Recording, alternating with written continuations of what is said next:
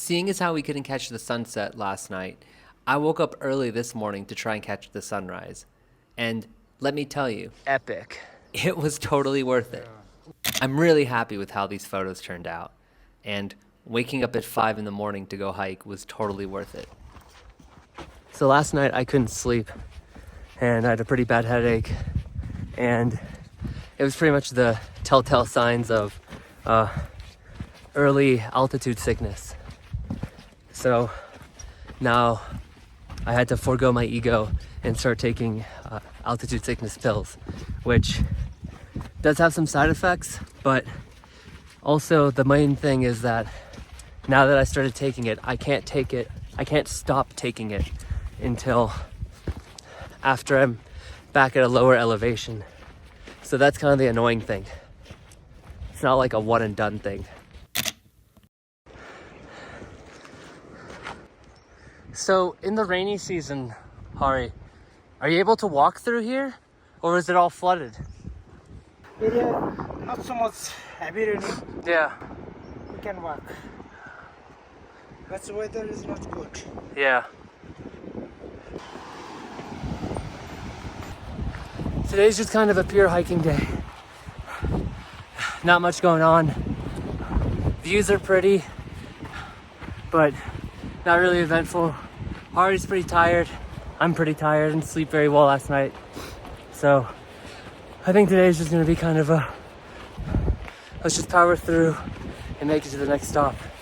But walking along this canyon is very pretty and super scenic, but the wind is kind of making it a little bit annoying because the sun is quite warm, but then the wind is really cold. So you start sweating in the sun and then the wind just makes you cold really fast. I think it's too hot for like anything more than a shirt. So that's my complaint of the day.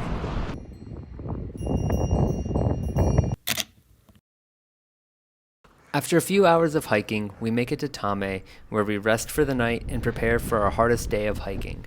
The following morning, we are planning on hiking to the Renjo La Pass. It is going to be our longest day of hiking by far, and it is also going to be a day where we gain 1,000 meters of elevation while hiking.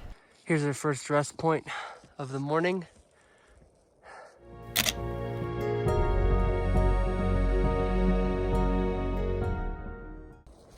We're like barely just getting started too. We've been hiking for probably like an hour and a half. I don't think we've been making that good time though. The time we've been hiking doesn't really mean much. This elevation change is pretty brutal. So at least for me, I start walking way slower, trying to manage my breath versus trying to move faster. Because if I move too quickly, then I'm out of breath. And then it's kind of just like it defeats the whole purpose of going faster.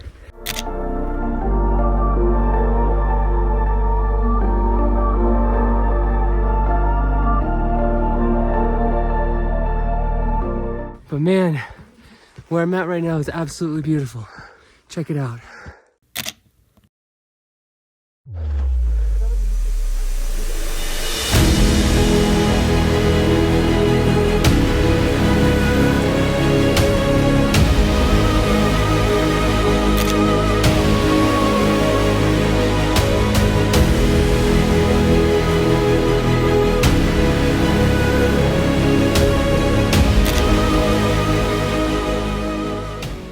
So we made it to Renjo La Pass, and I have to say, that was the most brutal hike of my life.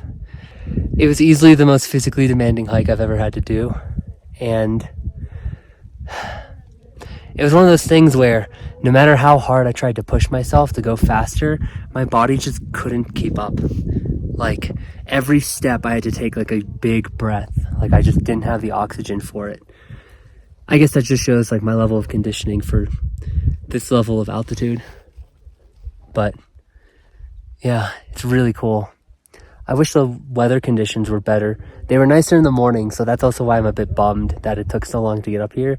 Because if we had made it here like 2 or 3 hours earlier, kind of like what the assumed time would be, we would have had some really, really nice light. Even just sitting here at 5,300 meters and talking to the camera, it's kind of hard to breathe and talk at the same time. Like, I'm sure you're hearing me gasp for breath a little bit. But it's totally worth it. The hike was brutal, but 100% worth it. Though I'm hearing from other people that if you go the other way than the way that I came, it's actually way easier, which is kind of annoying because I'm not really here to be like, oh, I'm Mr. Hotshot, like let me hike the hardest thing possible. I really just want to take cool photos and like see cool things. So that was a bit aggravating to find out, but oh well. C'est la vie.